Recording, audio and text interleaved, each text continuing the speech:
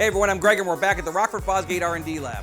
Today we're going to show you how we installed the all-new Stage 4 kit on a 2021 Polaris RZR.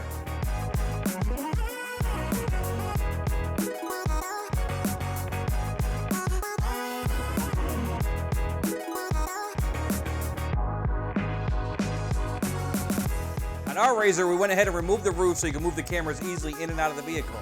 This step is not necessary for your installation. Before you get started, it's always a good idea to disconnect the power when working on any electronics. On the 2-up models, the battery is located under the driver's seat, but on the 4-up models, it's under the rear seat on the driver's side. You want to remove all the seats for the ride command kits, and to do this, pull up on the rear latch, tilt forward, and lift. Once you've located the battery, you can disconnect the negative terminal using a 13mm socket.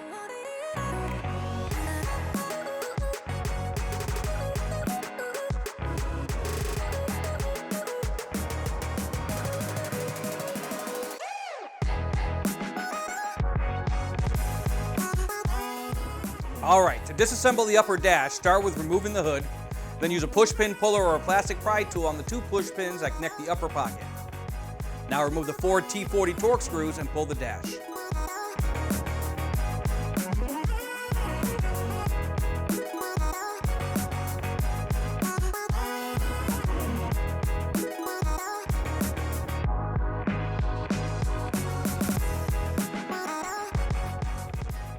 Okay, let's move to the center console. There'll be a mix of T40 torque screws and push pins that will need to be removed. Once those are out, you can unseat the rubber gaskets around the seat belts and the shifter, lift the console up and out of the car.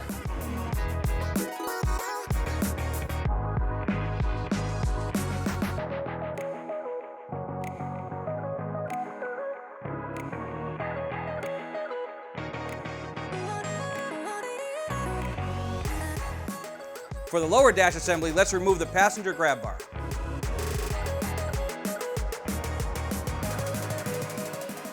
Now you have 4 screws holding the dash and 2 push pins located in the upper cargo pocket. Disconnect the ignition and any other gauges, switches, or accessories you may have hooked up. Now pull the dash from the car.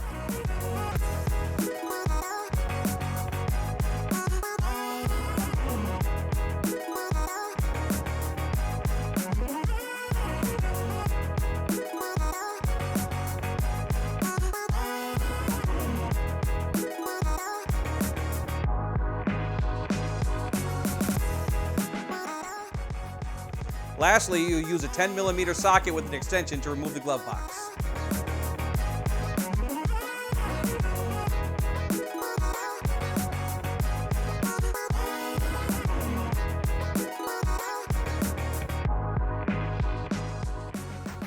Now, if your car comes with a stock audio system, you want to remove the stock amplifier and remount the dynamics module.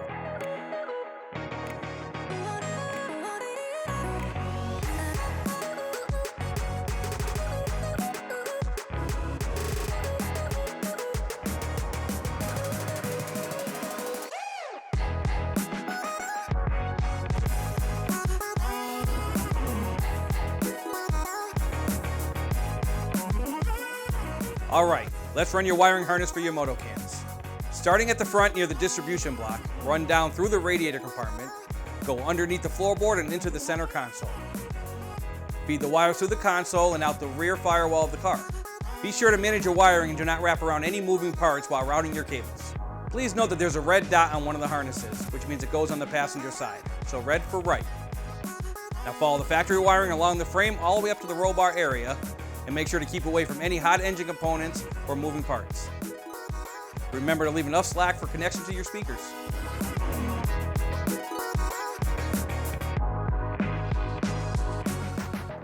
Our new clamps come fully assembled, so it's just a point of choosing which of the 2 included rubber insert options will fit your cage. Mount them at your desired height using the provided hardware.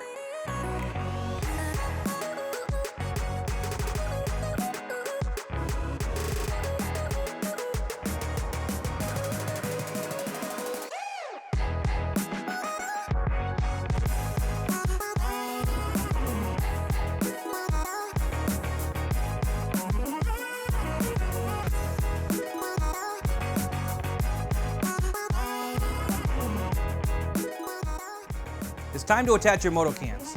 Slide the can enclosure onto the bracket and tighten the bolt down using the security Torx. Now attach your safety retaining door, And now you can plug in your wiring harness.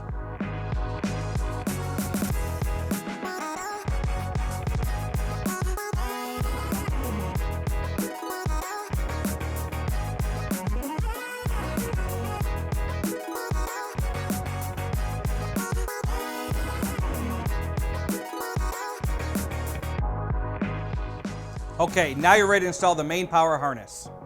You're going to run down the radiator compartment, go underneath the floorboard and through the center console, and then back to the battery. Be sure that you manage your wiring and don't wrap around any moving parts while routing your cables. Alright, with that done, you're ready to feed the wiring back through the factory grommet and into the upper dash area. Be sure to leave enough slack here for any connections that need to be made.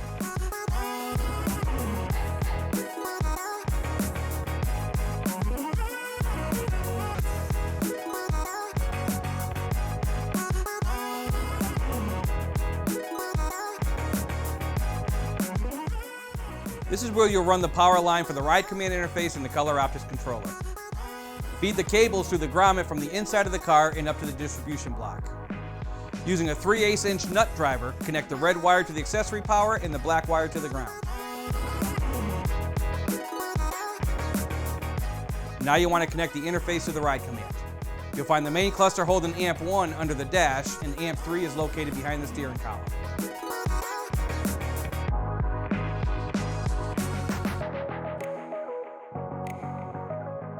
Okay, now we're ready to talk about the subwoofer enclosure. This is a cool design that's ported for a higher bass output. But if you like a sealed box for a tighter bass response, we include this port cap, which is also good for you wet weather riders. You'll notice that the subwoofer has 2 settings for the ohm load.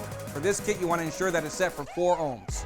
We're ready to install the subwoofer. Attach the 2 Deutsch connectors. The 2-pin is for your sound, and the 4-pin will connect to your new color Optix controller.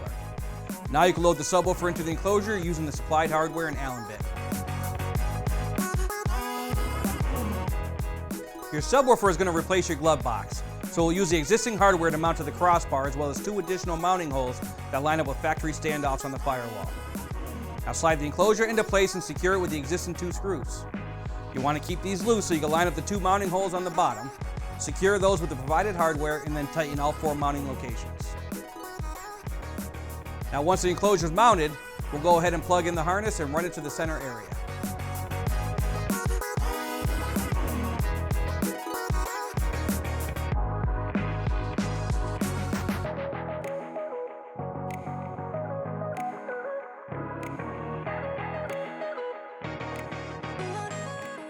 Okay, now that you're done with that, you're ready to install the lower speaker pods.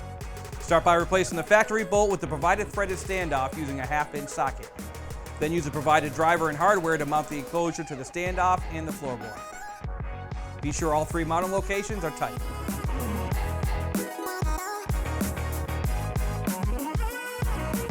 Once they're installed, we'll just go ahead and route our speaker harnesses up to the center area.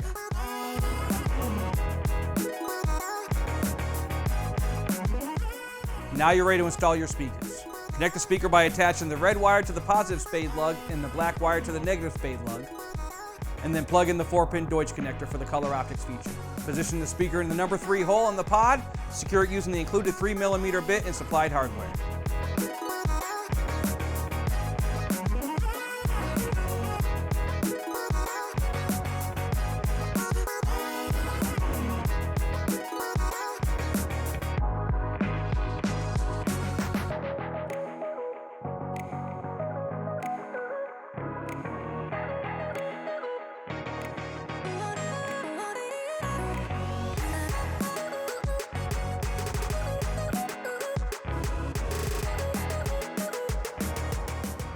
Okay, now we're ready to install our amplifier plate to the dash.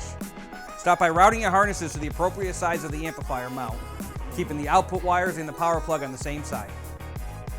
You'll notice this kit comes with 2 plates. The larger one is for the 2014 through 18 RZRs, and the smaller one's for the 2019 and newer models. If your car does not have a dynamics module, you want to pre-thread these holes. If you do have the dynamics module, then this will mount right over the existing plate. You're going to mount the amplifier plate to the subframe crossbar using provided hardware.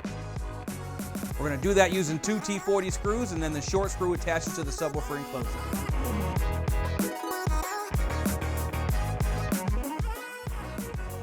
Okay, at this point you're ready to mount your amplifier using the provided hardware.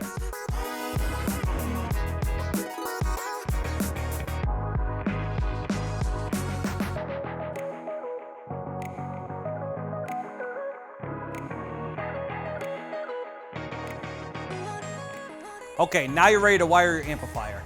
These new M5 series amplifiers are equipped with our new preset technology as well as pigtails for your connections. Start with your output cables. Your front goes to the speakers and your rear output goes to the subwoofer. And now you connect your power plug. Once that's done, we'll move to the input from your ride command harness. Plug in the front to the pigtail labeled front and the subwoofer to the pigtail labeled rear. Now we can connect the blue remote turn-on wire.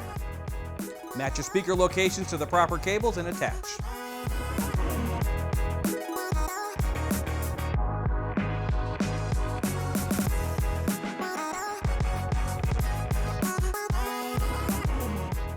Alright, you're ready to install the new color Optix controller. This is a Bluetooth device that will allow you to remotely access the lighting features through the RF Connect app. We'll start by connecting the power cable, and then attach the waterproof connectors to the speaker cables. You could utilize any of the 8 color Optix plugs provided.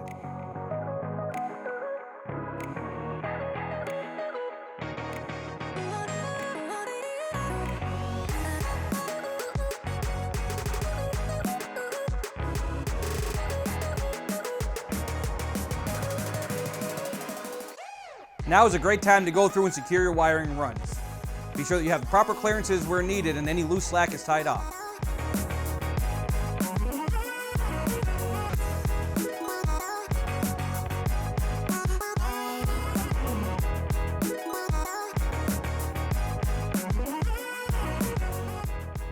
Okay, now that you've got that done, you're ready to start the reassembly process. Pop the lower dash in place and make your electrical connections for the ignition, lighting, and any other accessories. This is when we recommend you connect your battery and test your new Rockford Fosgate audio system.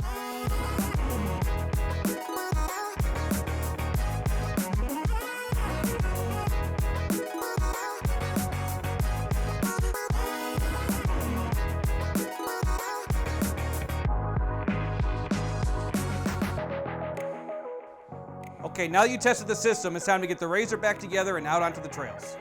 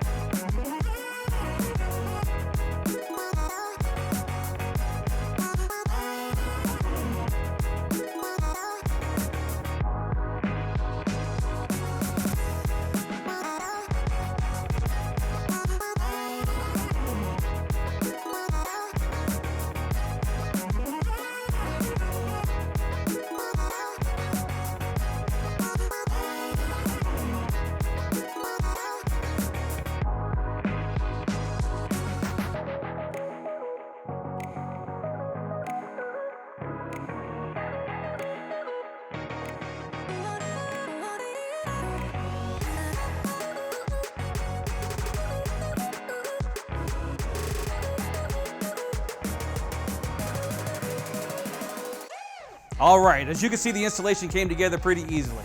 If you have any questions, please don't hesitate to contact our technical support. They can be reached at 1-800-669-9899 Monday through Friday. Until next time, I'm Greg, and we'll see you again soon.